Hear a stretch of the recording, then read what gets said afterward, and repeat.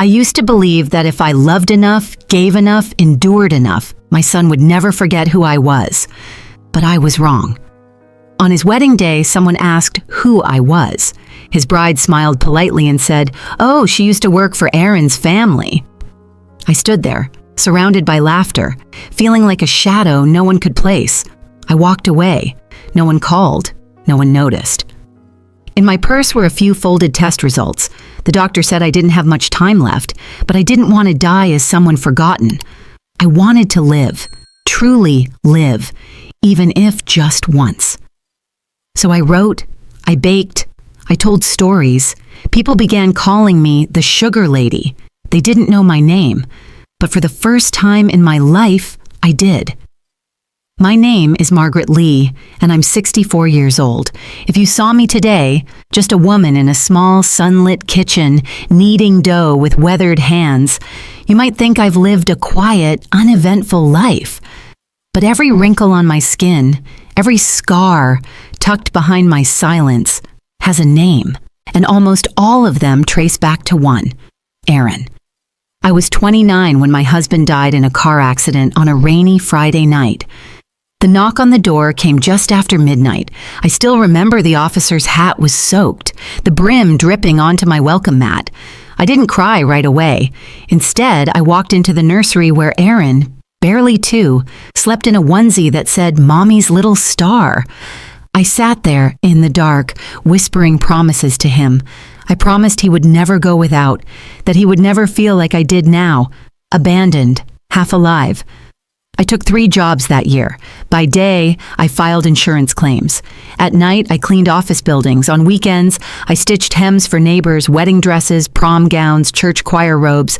I did whatever it took. I learned to stretch soup with rice, to patch shoes with glue, to smile when my back screamed in pain. When Aaron got pneumonia at age 6, I sold my engagement ring to cover the hospital bill. I remember the nurse asking if I was his grandmother. I wasn't even 35, but I didn't mind. That little boy was my entire universe. I gave up sleep, dates, rest, pride, because I believed someday he would look at me and see not just his mother, but the woman who gave him everything. Then came the man I could have loved, Dr. Charles Hanley. He was a gentle pediatrician with kind eyes and a quiet laugh. Widowed for 5 years, he took a liking to Aaron at Sunday school, and one day he invited us both to his lake house. We spent a summer evening there, skipping stones and eating peach cobbler. Charles held my hand when he thought I'd fallen asleep in the hammock. He whispered that he wanted a future with both of us. When I told Aaron he was 12, his face crumpled like the paper in his math binder. "I don't want another dad," he said. "I just want it to be us." I told Charles no the next day. I didn't explain, he didn't ask. I never heard from him again. I told myself I was doing the right thing, protecting Aaron, choosing him, always him. And for years, I believed that love like that would one day be returned. But love, it doesn't always come back the way you give it. Sometimes it vanishes the moment it's no longer convenient. And the worst part is, by the time you realize that, it's already too late to undo the sacrifices. There were moments, even back then, when I wondered if Aaron truly saw me, not as a background figure, always present but silent, but as a woman, a person. I remember one morning when he was in high school, he stormed out over a forgotten football jersey. I had stayed up late hemming it, but forgot to lay it out. His words sliced sharper than any blade. "Why can't you ever get it right?" I didn't say a word. I just stared at the scrambled eggs burning on the stove. That night I cried in the laundry room. It wasn't about the jersey. It was about all the moments I had swallowed whole. The parent-teacher meetings I snuck away from work to attend, the Halloween costumes hand-sewn until dawn, the birthdays scraped together from coins I kept in a jar labeled someday. But even pain becomes routine. You learn to tuck it behind your smile, behind "I'm fine, sweetheart," and "Don't worry about me." When Aaron got accepted into Stanford, I wept in the kitchen, alone, holding the acceptance letter like it was sacred scripture. I wanted to shout to the neighbors, to the mailman, to the sky. He did it, but I didn't. Instead, I baked him a lemon pie, the one he loved as a kid, and left it in the fridge with a sticky note. "Proud of you always, Mom." He texted back, "Thanks," with a thumbs up emoji. That was it. I didn't go with him to move in. He said he'd be fine. He wanted space, independence. I nodded, smiled, helped fold his clothes, and packed a photo of the two of us in his suitcase. I never saw that photo again. The house felt like a church with no choir after he left. Hollow, still, and too big for just me. I filled the silence with baking. Pies, loaves, cookies, anything that let me imagine warmth. I'd place an extra plate at the table out of habit. Sometimes I'd even speak aloud, "How was your day, honey?" before realizing the walls didn't answer. Aaron called less and less as the semesters rolled by. Once a week turned to once a month. By the time he graduated, I hadn't seen him in nearly a year. He emailed me 2 tickets to the ceremony, said he wasn't sure if I'd want to come, but figured I should have the option. I went. Of course, I went. I took the bus from Ohio to California, 42 hours of aching seats, bus station bathrooms, and instant coffee. I wore the same dress I'd worn to his kindergarten graduation. Still fit, still modest, still me. I sat in the back, alone. I didn't want to cause a scene. I just wanted to see him walk across that stage. He never looked my way.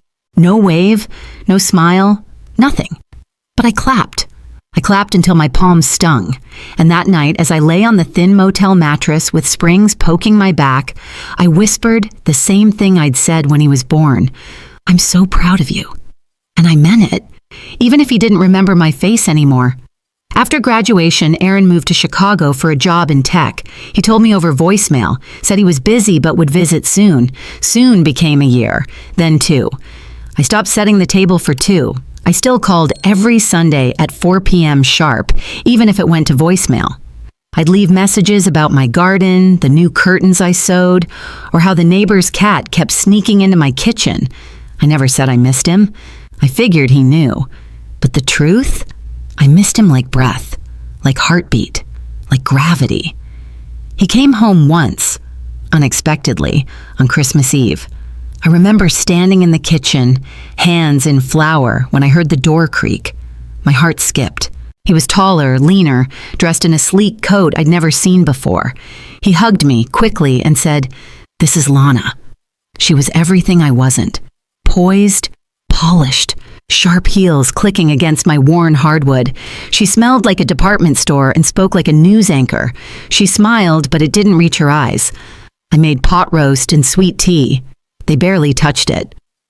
Lana glanced around my small house, her eyes lingering a bit too long on the faded wallpaper, the mismatched chairs. She didn't say it, but I heard it. "This isn't good enough." They left after an hour, said they had a dinner party downtown. I stood at the door, waving as their car disappeared into the snow. Then I sat in the living room, lights still blinking on the tree, and ate the roast alone.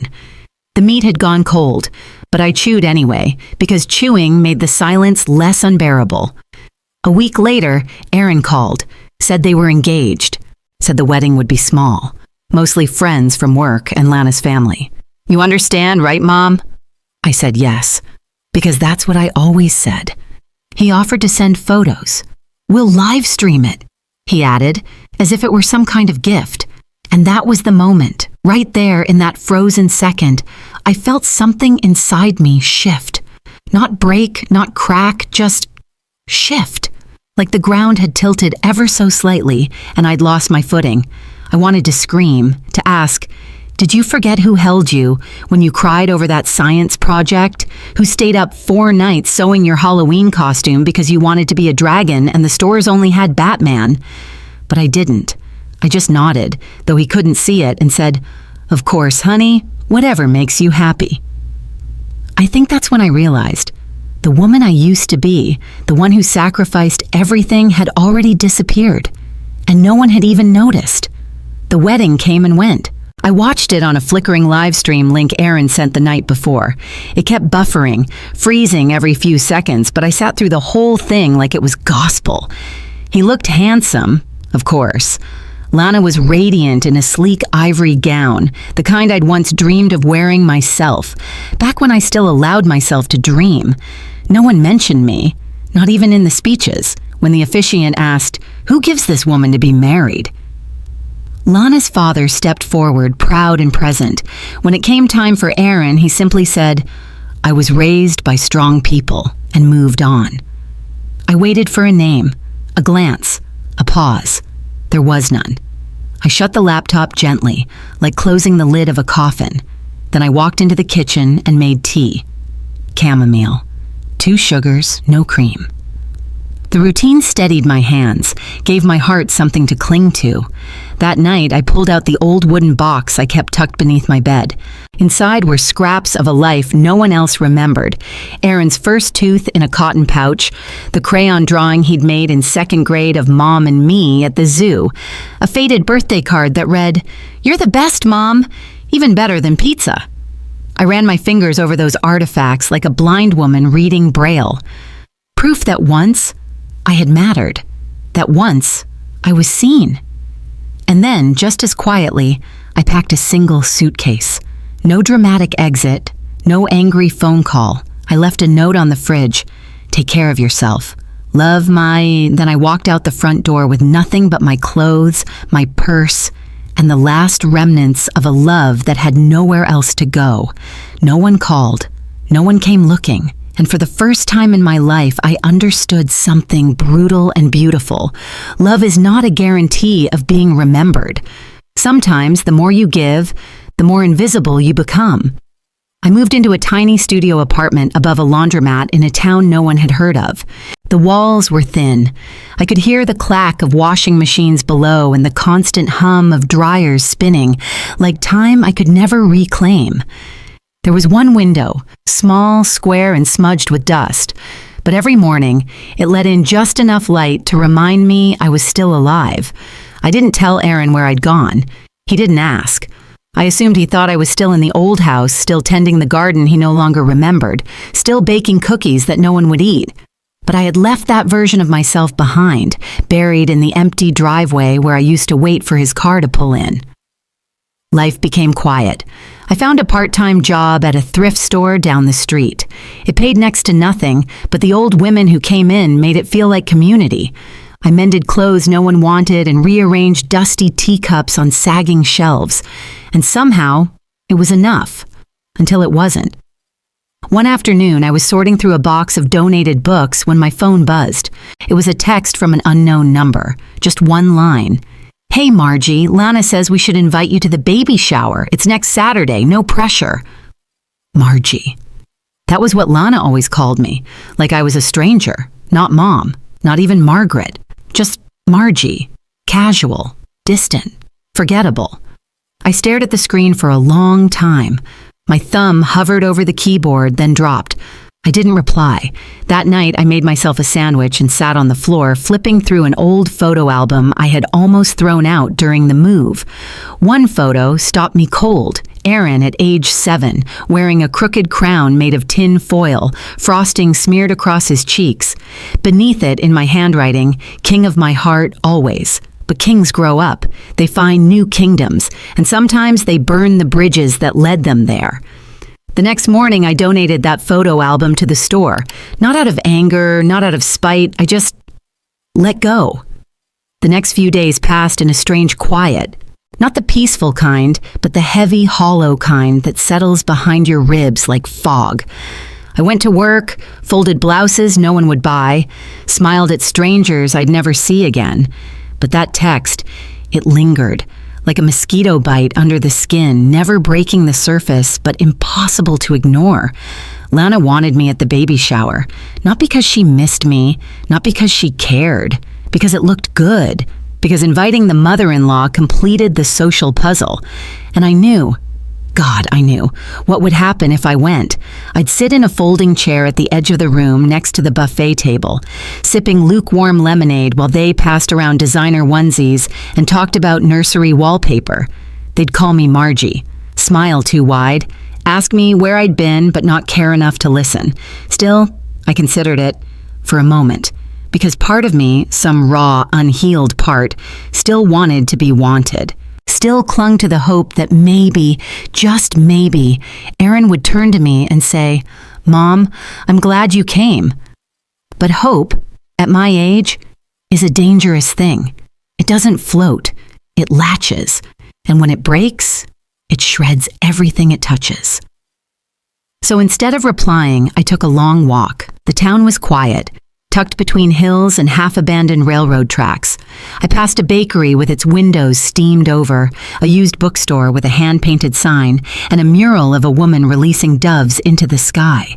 Underneath, someone had scrawled in fading chalk, "Freedom doesn't have to be loud." I stopped, stared, then kept walking. That night, I did something I hadn't done in years. I wrote a letter. Not to Aaron, not to Lana, to myself. I poured every word I choked back over the years into those pages. I wrote about the time Aaron had a nightmare and crawled into bed with me, whispering, "Don't ever leave me." I wrote about the way I used to dance in the kitchen with a wooden spoon, trying to make him laugh when he was too tired to smile. I wrote about the day I told Dr. Hanley no, not because I didn't love him, but because Aaron had begged me to choose just us. And I wrote about the wedding, the live stream, the silence, the way being called Margie felt like being erased in real time. When I was done, I folded the letter, tucked it into an envelope, and sealed it with a kiss like I used to do on Aaron's lunch notes. Then I burned it. No one needed to read it, not even me. It was enough to have said it. Finally, out loud, and as the ashes curled and danced inside the metal sink, I whispered something I didn't even know I needed to say. "You don't get to define me anymore." That night, I slept without dreaming.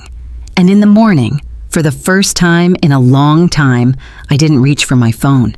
The baby shower came and went without a word. No call, no follow-up. No. Wish you were there. Just silence.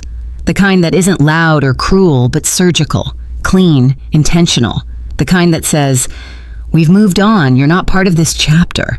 I found out later through a post shared by a former neighbor, a picture of Lana, radiant and posed, hands on her belly, surrounded by gold balloons spelling, "Oh baby." Aaron stood behind her, one arm around her waist, smiling like he'd built the world himself. Someone had tagged him in the comments. I clicked out of instinct. There were dozens of photos, cake, decorations, friends in sleek suits and cocktail dresses. One picture stopped me cold, a group shot of family. Lana's parents, her sisters, cousins, co-workers, Aaron. No empty space, no, "We wish someone else were here."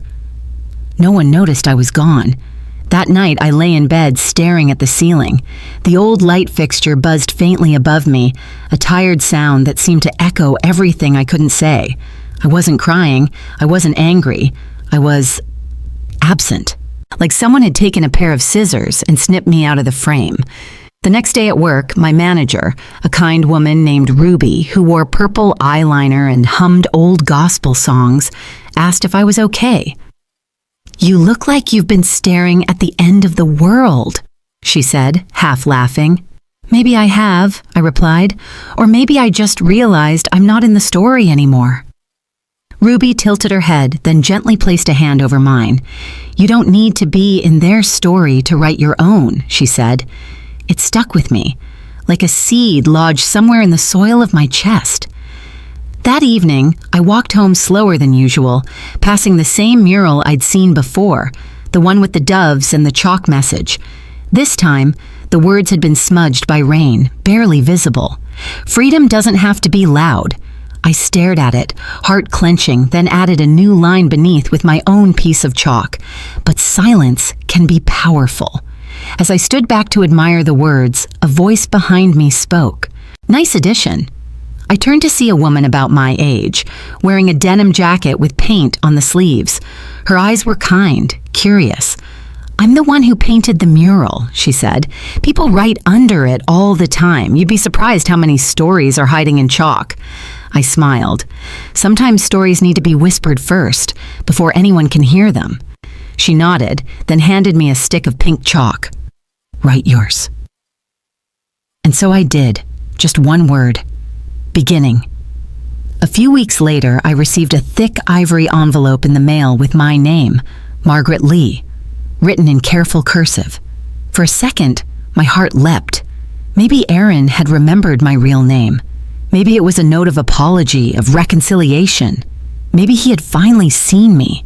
But no, it was from Lana. An invitation to the gender reveal party with a printed RSVP card, pastel confetti tucked inside, and a handwritten message in the corner. "Hope you can make it, Margie." Smiley face and all. I stood at my kitchen sink, the invitation trembling in my hands. How do people erase you and still expect you to show up smiling? To clap when they pop balloons and cut cakes? To laugh when your name has been scrubbed from the story? It was no longer about forgetting. It was about replacing. I didn't tear it up. I didn't throw it away. I simply set it on the table, poured myself a glass of water, and sat across from it, like two strangers who had nothing left to say. That night, I dreamed of my mother. It had been years since I thought of her, long before she passed. We were never close. She was a hard woman, sharp-tongued and colder than Ohio winters. I remember as a girl asking her once if she loved me. She said, "I kept a roof over your head, didn't I?" Affection wasn't in her vocabulary. When I was pregnant with Aaron, she told me I was ruining my life. "A child will bleed you dry," she said, "and when you have nothing left, he'll walk away." I'd laughed then, naive, offended. I'd called her bitter. But now, I saw her not as cruel, but wounded. Someone who had given too much without knowing how to receive anything back. A woman who had been invisible so long, she forgot how to be seen. That realization cracked something open in me. Maybe the ache I felt wasn't just mine. Maybe it was inherited, passed down from mother to daughter like old china no one uses anymore. Maybe I had been trying so hard not to become her that I'd never paused to understand her. I sat at my little kitchen table with that thought for a long while. Then I stood up, grabbed a pen, and wrote my mother a letter, knowing she'd never read it.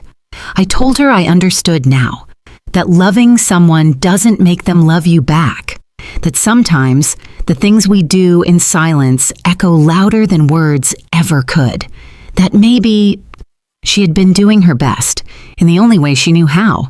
I folded the letter, placed it beside Lana's invitation, and lit a candle. The flame flickered in the quiet room like a soft exhale. No grand gestures, no speeches, just a woman finally seeing her past clearly and forgiving it, not for them, but for herself. Spring arrived quietly. The trees outside my apartment window bloomed with small pink flowers that clung to the branches like they didn't yet trust the warmth. I understood that feeling. Hope, for people like me, always came wrapped in hesitation. Life settled into a rhythm. Mornings at the thrift store, evenings in my kitchen with soft jazz and the smell of cinnamon or lemon or butter. Something baking, always. I didn't do it for anyone else anymore, just for the smell, for the sense that I was still capable of creating something warm. Then one morning, I felt a deep ache low in my back, not the ordinary kind, not the kind I could soothe with tea or stretching or sleep. This one was sharp, invasive, foreign. It lingered. I ignored it at first. What else could I do? But days passed, then weeks.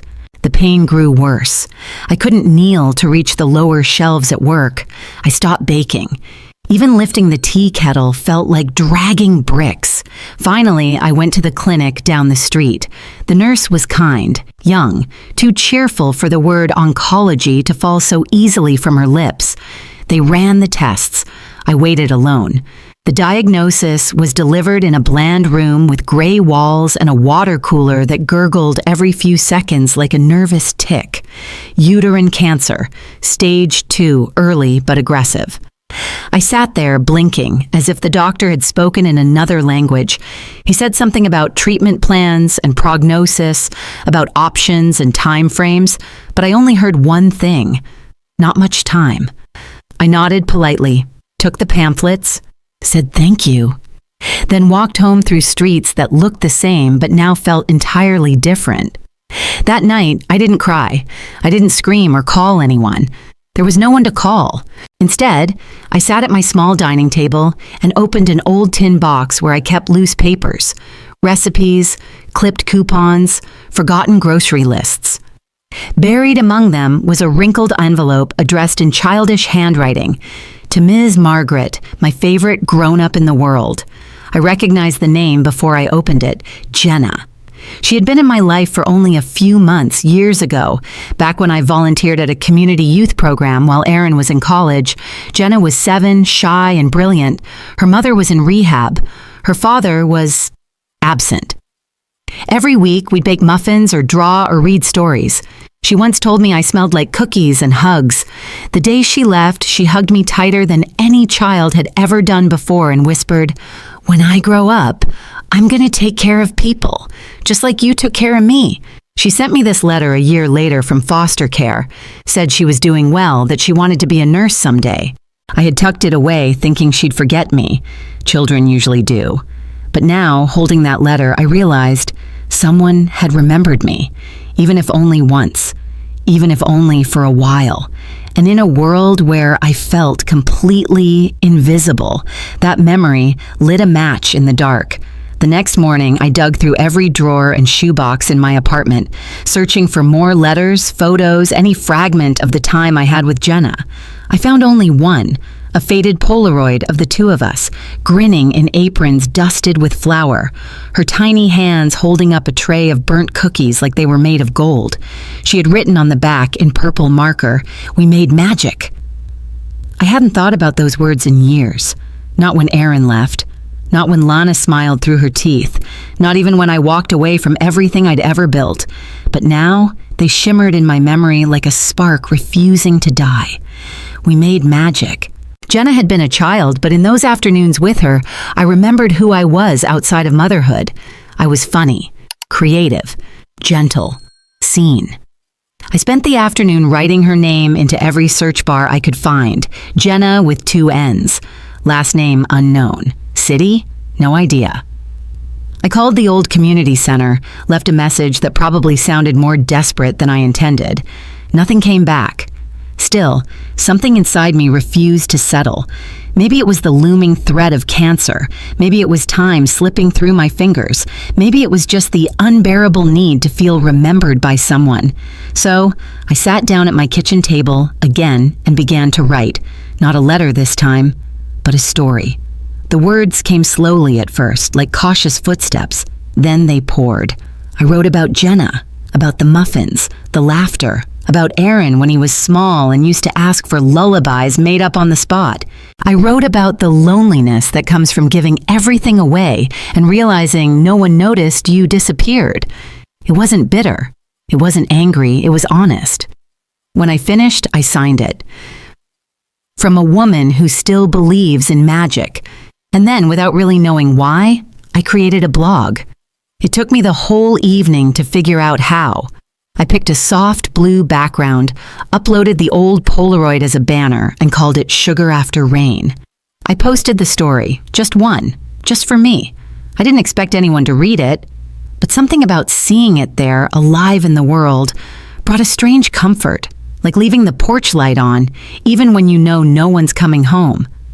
That night, I slept easier, and in the morning, when I opened my inbox, there were 5 comments, strangers, women. One wrote, "I don't know you, but I needed this more than I can say." Another, "I feel seen. Thank you." Tears blurred the screen, not from sadness, but from recognition. For the first time in a long, long time, I wasn't invisible anymore. By the end of the week, the blog had over 200 views. I stared at the number, blinking. 200, more than I'd had at my wedding, more than the entire attendance at Erin's 3rd grade play where I'd sat in the front row with a bouquet of plastic daisies. People were reading, listening, not because they had to, but because they wanted to. I hadn't felt that in decades. And it wasn't just the views, it was the comments. Women from Iowa, Florida, Montana. Some were younger, some older, some were mothers, some were estranged daughters. They wrote things like, "Your story feels like mine," and I thought I was alone.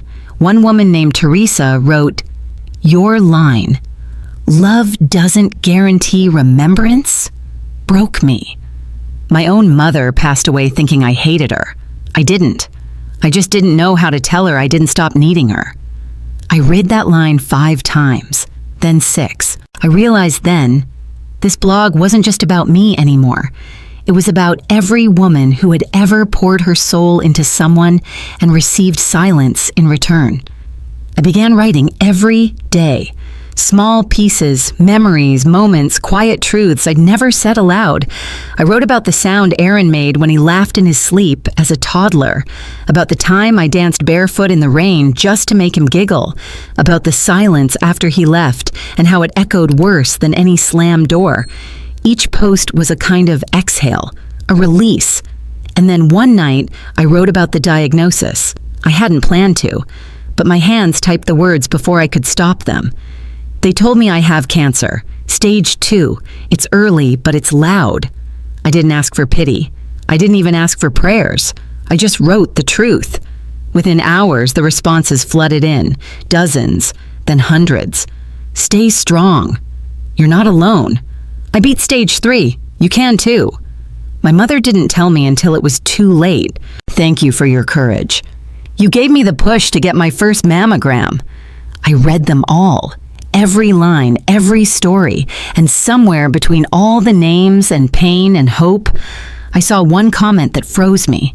No username, just a line. Are you the same Ms. Margaret who taught me to bake muffins in 2006? I couldn't breathe. Jenna. It had to be. I clicked the name. No photo. Just a profile link. @JN Aftercare. I messaged her. Yes, I remember you. I've always remembered you. She replied 10 minutes later. I'm a nurse now, working in hospice. I read every post you've written.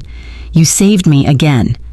And in that moment, I felt something inside me unlock. I wasn't just surviving anymore. I was beginning to live. Jenna and I began writing each other every evening. Short, honest messages like the kind we used to leave in flowered, dusted notebooks when she was a child. She told me about her patients, about her favorite teas, about how she still burnt cookies but always tried again the next day.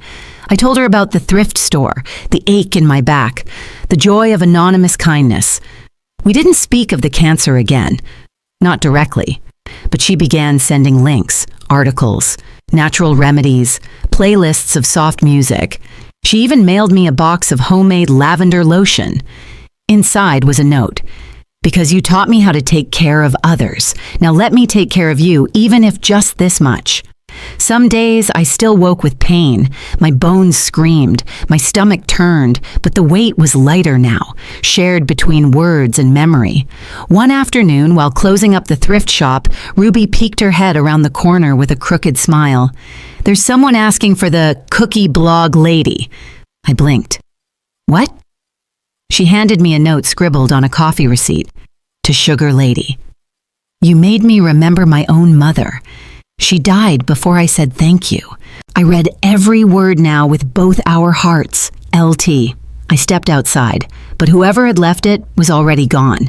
That night, I realized the blog had become more than storytelling. It was a place of collective healing, a quilt of strangers, all stitched together by grief, love, and longing. The next post I wrote was called Unseen, Not Forgotten. It opened with this. There's a particular pain in being erased by the ones you raised. It cuts deeper than absence. It feels like your life was a placeholder, useful only until they no longer needed the shape of your love. I didn't name names. I never did. But somehow, I knew the words would find who they needed to find. And they did, because 2 nights later, I saw a spike in the analytics. One location stood out, Chicago, the same city where Aaron lived. One repeat visitor scrolling through every post, one by one. And then, buried at the bottom of the comments section, this. Your writing reminds me of someone I used to know. I wish I had listened more. I wish I had stayed. No signature, no confirmation. But I knew it was him. And for the first time in a long, long while, I didn't feel angry. I just felt tired and free. I didn't respond to the comment. I could have. I could have said something like, it's never too late, or I'm still here. But that wasn't true. Not really. The version of me Aaron once knew, the one who answered every call, who showed up with lemon pie and unconditional forgiveness, she was gone. And in her place stood a woman who had learned to live with absence, to dress it in routine and lace it with cinnamon, to wear it like a shawl, soft but unshakable. Still, something shifted that night. I pulled out the old recipe box, the one that had followed me through every phase of life. It was battered now, the corners soft, the ink faded. Inside were scribbled ingredients, notations, revisions, the language of survival written in teaspoons and oven times. I ran my fingers across the top card. Grandma Lou's sweet milk bread. The handwriting was mine, but the voice was hers. My grandmother had taught me that recipe when I was 10. She never said, "I love you," but she'd let me lick the spoon. And sometimes that was enough. I hadn't made that bread in years, but tonight I did. I kneaded the dough like I was remembering how to breathe. Let it rise like forgiveness. Baked it until the scent filled the apartment, warm and rich and whole. And as it cooled, I knew what I had to do. I wrote another post, but this one was different. It wasn't about Aaron, or Jenna, or grief. It was about me. I titled it, "The Woman in the Mirror." I wrote, "She has laugh lines she earned alone, and scars she stopped explaining. She walks slower now, but still forward. She's not the mother someone remembers when it's convenient. She's not the past someone replays when they want to feel noble. She is herself, and she is finally enough." I posted it, then turned off the laptop. The next day, I woke early, took the bus to the edge of town where an old storefront had sat empty for months. I'd passed it dozens of times, never stopping. But today, I stood in front of the dusty glass and saw something else entirely. Not vacancy, opportunity. There was a for lease sign taped crookedly in the window. I wrote the number in my notebook, heart thudding with a rhythm I hadn't felt in years. Courage. It didn't roar. It didn't knock down doors. It whispered, maybe now. That night, I emailed Jenna. "I have a wild idea. You once said we made magic. I think it's time we make more." She replied almost instantly, "Tell me when. I'll be there. Gihe." 2 weeks later, Jenna arrived. She stepped off the bus with a duffel bag slung over her shoulder and a grin that hadn't changed since she was 7. Her hair was longer now, streaked with silver at the edges. Too young for it, really. But it suited her. There was something grounded about her. Solid, like she'd spent years learning how to stand through storms. When she saw me, she didn't say a word. She just walked up and hugged me tight. Not out of politeness, not out of obligation. It was the kind of hug that says, "I remember who you were and I see who you are." We didn't waste time with nostalgia. We walked straight to the old storefront. It was still empty, still dusty, still reeking of history and neglect, but we saw something else. A counter waiting for trays of warm scones, a corner perfect for mismatched chairs and secondhand books, walls begging for photos, stories, pieces of us. "I say we call it Sugar After Rain," Jenna said. I blinked. "But that's the blog." "Exactly," she smiled. "You've already built the soul. Now we just need the body." I laughed. It was strange, the sound, foreign to my own ears. That week, we cleaned like madwomen, scrubbing, painting, lifting, patching. I was sore in places I didn't know could ache, but I didn't care. I was building something.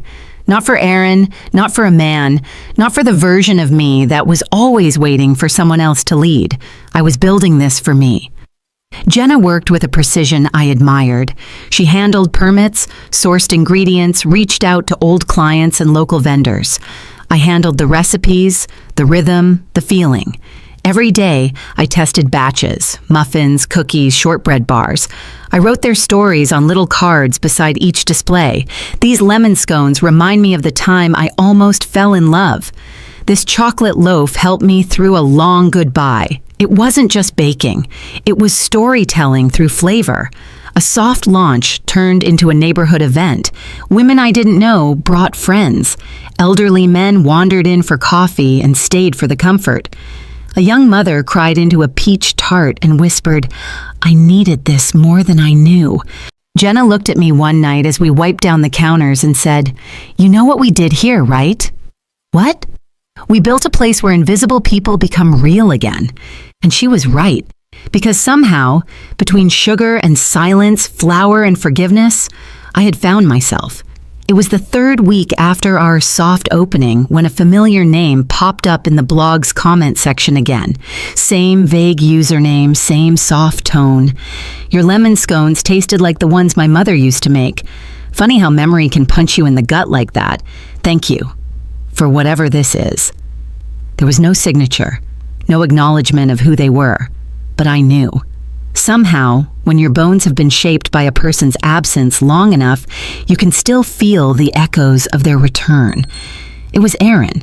He had found the blog, maybe even the shop. Maybe he'd driven past it, unsure if he had the right address. Or maybe he stood outside the window, watching people laugh over pastries, never knowing he was staring straight into the world his mother had built from ruin. I didn't reply to the comment, not out of anger, but because I didn't need to. This place wasn't a message to him, it was a message to myself. And yet, a part of me still wondered, would he walk in? I imagined the scene a dozen ways. The bell over the door would chime. He'd pause, unsure. I'd be behind the counter, hands dusted in flour. He wouldn't recognize me right away, not this version. Not the one with joy behind her eyes, but maybe, just maybe, he'd sense it, that unspoken bond that no amount of neglect could completely erase. But he didn't come. Not that day, not the next. Instead, others did. A woman named Carla, who hadn't spoken to her son in 5 years. A teenage girl who skipped school and came in just to sit where it smells like real life. A retired teacher who said, "This place feels like a second try." We were more than a bakery now. We were a sanctuary. And with every cookie sold, every story shared across mismatched teacups, I felt more anchored. Jenna printed little cards that sat beside the tip jar. This isn't just sugar. It's survival in a crust. I smiled when I read it the first time, because it was true. All those years I spent being forgotten, left behind, replaced, had led me here, to this kitchen, this shop, this moment. And for once, I didn't feel like I was waiting for someone to see me. I was already seen, by women who cried over coffee, by girls who traced their names in powdered sugar, by Jenna, and maybe, quietly, by Aaron, too. On a Wednesday afternoon, just before closing, Jenna found me standing by the front window, staring out at the street, like I was waiting for someone. She didn't ask who. Instead, she brought me a cup of tea and sat beside me. "You know," she said, "you don't have to be ready for everything. Some things just happen. Some people come back and some don't." I nodded. I think I'm okay with that now. And I meant it. There was something liberating about no longer tying your worth to someone else's return. I wasn't a chapter in Aaron's life anymore, and maybe that was a gift. Maybe for the first time, I could write my own. The next morning, I came in early and found a small box on the doorstep. No note. Inside was a familiar photo. Me and Aaron at the zoo when he was 5. He was holding a balloon, grinning, chocolate smeared across his cheeks. I was crouched behind him, laughing mid-frame. It wasn't one I had. I stared at it, breath caught somewhere between surprise and ache. Tucked beneath the photo was a folded paper napkin. Written on it, in unmistakable handwriting, were 6 words. "You were never invisible to me." There was no name, but I didn't need one. I didn't show the note to Jenna. I didn't post it on the blog. I just slipped it into my apron pocket, close to my chest, and went about the morning routine, brewing coffee, prepping dough, opening the shop door with a soft smile. By noon, the bakery was full again. Laughter, clinking spoons, the scent of cinnamon and lemon, a world spinning forward without apology, and me, rooted not in who I once was or who I hoped to be for someone else, but in the quiet, certain truth of who I had become. The first letter arrived in a plain white envelope, no return address. At first, I thought it was a bill, or worse, a hospital notice. My hands hesitated before opening it, half expecting more news I wasn't ready to face. But when I slid the paper out, it wasn't paperwork. It wasn't typed. It was handwritten. And it began with, I don't know how to say this without sounding like a coward. Maybe I am. But I've been reading your words for months now, and I think I owe you the truth. I sat down. The letter went on. There was no name still, but the voice was unmistakable. Aaron. He admitted he had read every blog post, not all at once. But one night, Lana had gone to bed early and he'd found himself staring at the blog again. He said the words haunted him, not because they were harsh, but because they were honest. He wrote, "You were right. You didn't raise me to forget you. You raised me with grace, and I treated that grace like it would always be there. That was my mistake." I had to stop reading for a moment. My hands were trembling, my throat tight. He continued. He told me about the baby, how he was terrified, how Lana didn't know, but sometimes at night he went into the nursery alone, just to sit, and how in that silence he finally understood what it must have felt like for me to raise him alone. He said, "I never asked how you managed. I never even wondered, and I should have." The letter ended without a request. No, "Can we talk?" No, "Please forgive me." Just this. If I ever find the courage to say these things out loud, I hope I'm not too late. I folded the letter carefully and placed it beside my recipe box. Jenna came in 10 minutes later holding 2 coffees. She saw my face and paused. "Bad news?" I shook my head. "No, not bad. Just something I thought I'd never get." I didn't tell her what it said. Some truths need to sit quietly before they're shared, like batter resting before it bakes, letting the heat of life rise into something soft and strong. That evening, I made a new recipe. It wasn't fancy, just oatmeal cookies with cinnamon and honey and a touch of nutmeg. I called them Letters from Home. They sold out before noon the next day. 2 days later, another letter came. This one was shorter. Fewer words, more weight. I told Lana I've been writing to you. She didn't understand. She asked why now? Why after all these years? I didn't have an answer she liked. I only said, because I still remember how she used to warm my socks in the dryer before school. I smiled at that. Not because it was sweet, but because it was so specific. Memory has a strange way of surfacing when regret cracks the surface. And those were the things I had always clung to. The quiet, unspoken ways I'd said I love you. He continued, "The baby is due next month. We haven't picked a name. She wants something bold.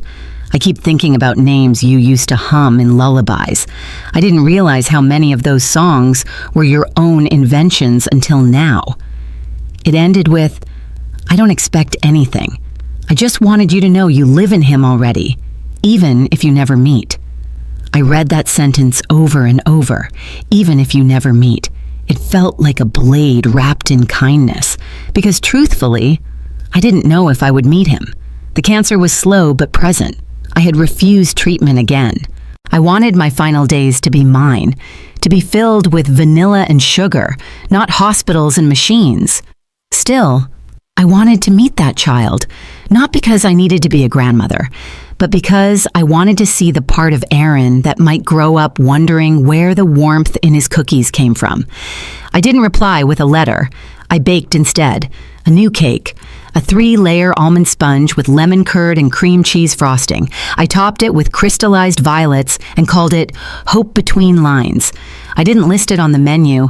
I just placed 1 slice in the display case with a single note, "For the ones we may never meet, but already love." That day, a woman bought it and cried into her coffee. She said it tasted like her mother's wedding cake. I gave her the recipe for free. The blog kept growing. More stories, more shared grief, more quiet miracles, and through it all, more letters, some angry, some aching, but all from Aaron. Every page peeling back layers I thought had died long ago. Until finally, on a Friday evening, as I was wiping the counter, Jenna rushed in holding an envelope. She handed it to me without a word. I opened it slowly. Inside was a photo. Aaron, Lana, and a baby, wrapped in a soft blue blanket, cheeks round, eyes squinting. On the back, "His name is Jonah. I hope one day he meets the woman who inspired it." I stared at the photo for a long time, It wasn't a name I had ever sung, but somehow it felt familiar, like something plucked from the corners of a dream, like something soft and ancient and steady. And I couldn't help it. I pressed the picture to my chest and cried. Not the kind of crying that begs to be comforted. No, this was quieter, like rain on an old roof, like a sigh after a long, aching silence. Jenna stood nearby, not saying a word, just letting the moment breathe. When the tears subsided, I whispered, "He has Aaron's cheeks." Jenna smiled, nodding. "And maybe your heart." That night, I closed the shop early. I didn't bake, didn't clean. I made myself a cup of tea, sat by the window, and watched the street lights flicker on one by one like fireflies finding their place. I thought about all the years I'd lived in shadows, how I'd given and given, hoping one day someone would turn around and see me still standing there. But Jonah changed something. He was proof that love, even broken, forgotten, or denied, could still echo forward, that even if Aaron never stepped through the door, a part of me had made it into that child, not through genetics, but through warmth, through memory, through the part of his father that remembered warm socks and lullabies no one else knew. A few days later, I posted a new blog entry. I called it What We Leave Behind. I wrote, "Some people pass down silver or stories or old land deeds. I leave behind recipes, not just for cookies or pie, but for healing, for kindness, for how to keep going when no one remembers your name. I may never meet Jonah, but if one day he learns to bake, I hope something in him recognizes the smell of vanilla and says, 'This feels like home.'" It went viral. Comments poured in, messages from people who'd never known their grandparents, from adult children who had waited too long, from mothers who had quietly packed school lunches every day for 18 years and never once heard thank you. And then, one message. No email, no name, just a comment under the post. "Jonah fell asleep in my arms tonight. I hummed a lullaby I didn't realize I still remembered. You were there, even if you don't know it. A." I didn't cry this time. I just whispered, "I know." Then I turned off the lights, locked the door, and went to bed with a heart that, for the first time in years, didn't feel like it was waiting for something more. The next week was quieter than most. The shop still bustled. Jenna still hummed while kneading dough, and customers still lingered long after their last bite. But inside me, something had settled. A long, restless ache had loosened its grip. One afternoon, while folding linens in the back, I heard the bell above the door ring. Jenna called out, "I've got it!" But a moment later, her voice shifted. "Margie?" she said softly. Only Jenna called me that without it stinging. I stepped into the front, and there he was, Aaron. He stood by the door, shoulders tense, eyes searching the bakery like it was sacred ground he wasn't sure he had permission to enter. His coat was too nice for this dusty little place, his shoes too polished. But his face was the same. Older, yes, worn by time and maybe guilt, but still him. Our eyes met. I didn't rush to him, I didn't speak, neither did he. It was Jenna who broke the silence. "Coffee?" Aaron nodded, still watching me. Jenna moved to the counter, giving us space like a stage crew fading into the wings. "I wasn't sure you'd be here," he said finally. "I'm always here," I replied. That was the problem, wasn't it? His mouth opened slightly, then closed.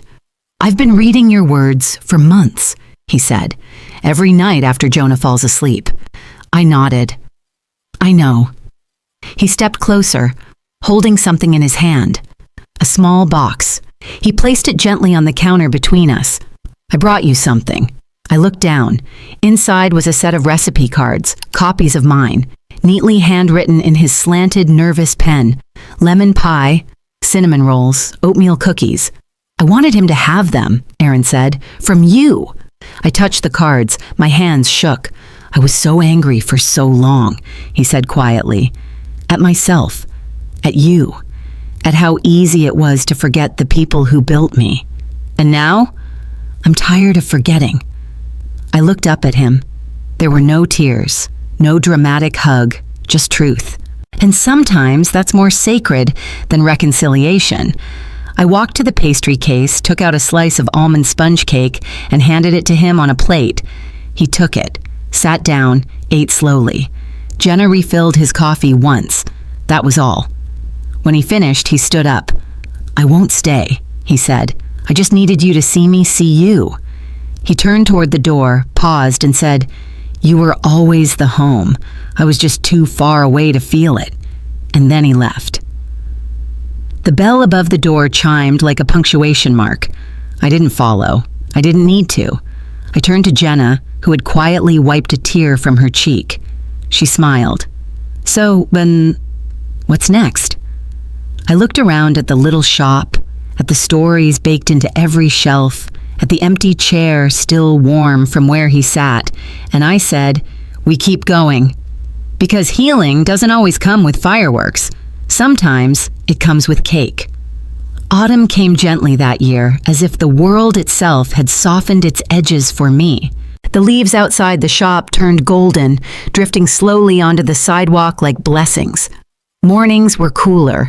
We added spiced cider to the menu, and customers began arriving in scarves and stories, eager for warmth. Inside, the shop felt fuller, not with people necessarily, but with purpose.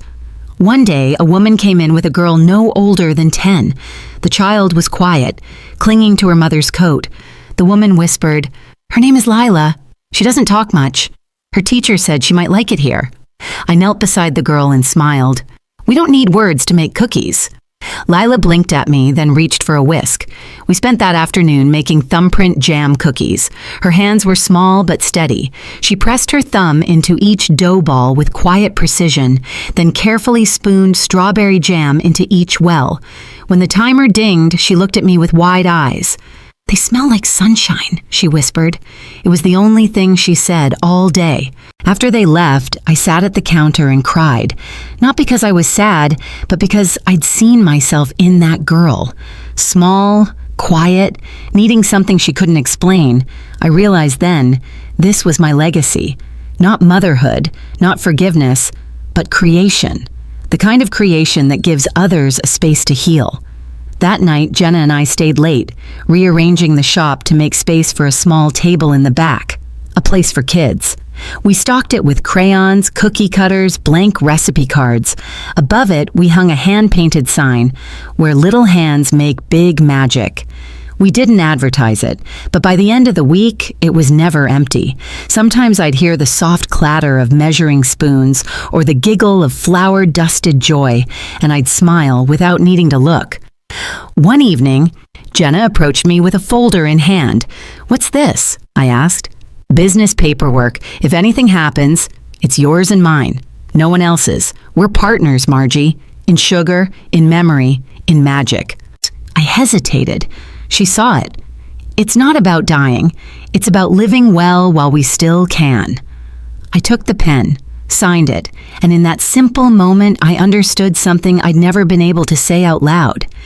My life didn't shrink when I stopped being someone's mother. It expanded when I became my own. The blog kept growing, but something shifted in the way I wrote. I stopped addressing the past so much, stopped waiting for old wounds to ache before picking up the pen. Instead, I began writing about the present, the messes and marvels of each day inside that little bakery, where healing rose like bread in the oven. One post read, "Today, a boy spilled flour all over the floor, then apologized with the seriousness of a surgeon. I told him, 'Mess is proof you were here.' I think he understood." People responded with warmth, not pity. A woman from Minnesota mailed us hand-knit aprons. A reader from Oregon sent a sketch of the mural we described months ago. Doves flying, this time with flower trailing from their wings. One day, a man dropped off a framed copy of one of my quotes, hand-lettered in gold ink. "Love doesn't guarantee remembrance, but kindness lingers." He didn't leave a name, just said, "I read your blog. My daughter talks to me again." I hung it behind the counter, not for the customers, for me. Meanwhile, Jenna had quietly started documenting recipes, taking photos, gathering blog excerpts. One night over tea, she handed me a mock-up of something I never thought I'd see.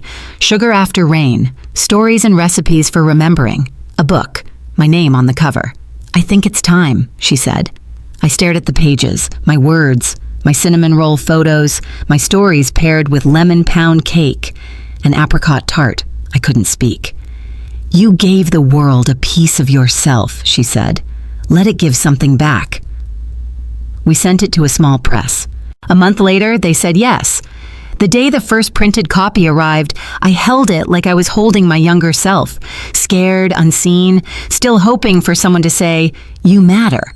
And here I was, printed, bound, real.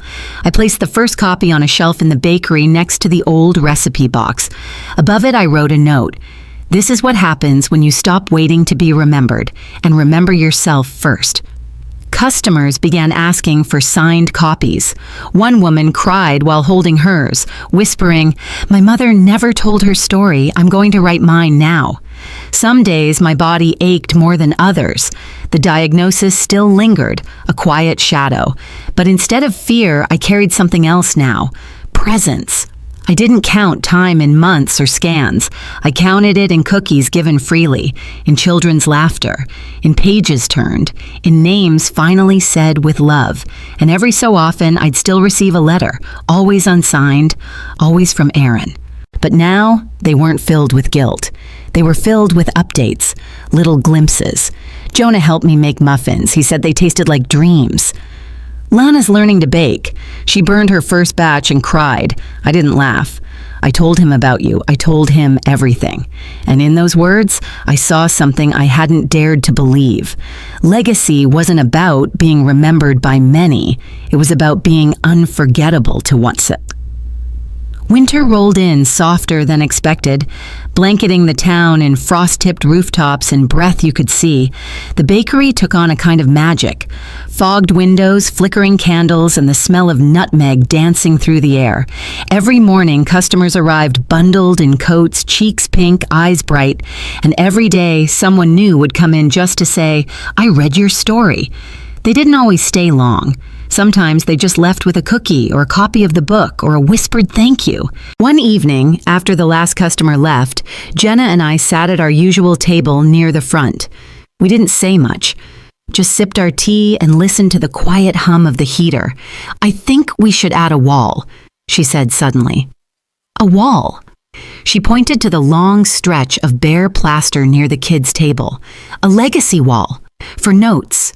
Letters, postcards, from the people your words have touched." I smiled. "Won't we run out of space?" She winked. "Then we'll build another one." The next day, we put up a corkboard and left a stack of blank cards and pens. By the end of the week, it was full. One note read, "I came in for pie. I left with permission to forgive my mother." Another, "My daughter and I baked together again. She says thank you, even when the cookies burn." Each card felt like a heartbeat, proof that invisible things could take up space, too. I added my own message. Short, simple. I was here. I mattered. A few nights later, a small figure appeared in the doorway just before closing. It was Jonah, tiny, wide-eyed, clutching a crumpled drawing in his mittened hands. Behind him stood Aaron. He looked older now, less groomed, more human, like he'd finally stopped performing and started feeling. "We were nearby," he said gently.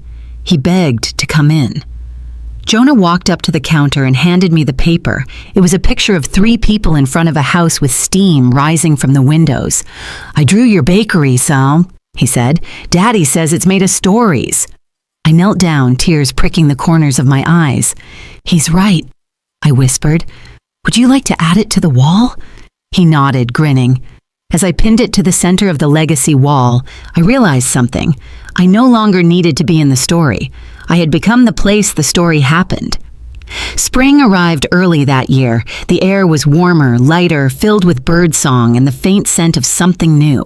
And inside the bakery, the walls spoke louder than ever, not with voices, but with notes, drawings, thank you letters, and quiet truths scribbled in every language of love. The legacy wall had grown. Jenna had to build a second board, then a third. Every inch was filled with proof that kindness lingers, that forgotten women could become legends, that flour and memory could bind a fractured world back together.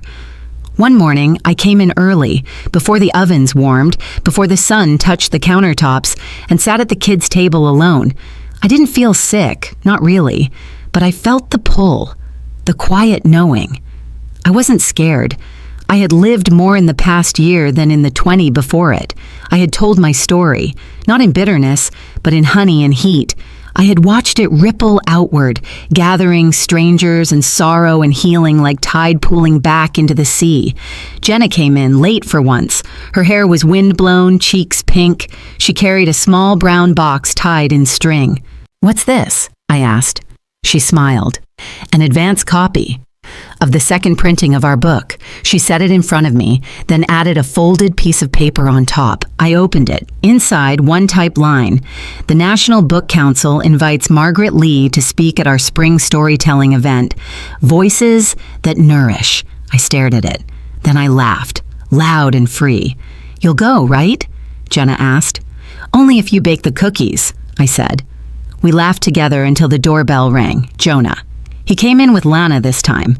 She looked nervous, shoulders tight, lips pinched, but she held out a plate. "Jonah wanted to bake something," she said softly. "He calls them thank you pies." The pies were tiny, lopsided, and perfect. I took one, bit in, and nodded with mock seriousness. "Tell the chef I approve." Jonah grinned, and Lana, her eyes filled just a little. She whispered, "I'm sorry for everything I didn't see." I nodded. "Sometimes it takes time." She didn't respond. Just looked around at the walls, at the smiles, at the tiny empire of resilience and sugar built by a woman everyone once forgot. Then she said, "You built something beautiful here." "I didn't do it alone," I replied. That afternoon, after they left, Jenna and I sat together again at the window, watching the world bloom. "I don't think I'm afraid anymore," I told her. "Of what?" "Of leaving." She was quiet for a while. Then she said, "You're not leaving. You're becoming." I held those words close. And as the sun dipped low, casting golden light through the front glass, I whispered to the bakery, to the walls, to the universe. I was here. I mattered. And I made it sweet.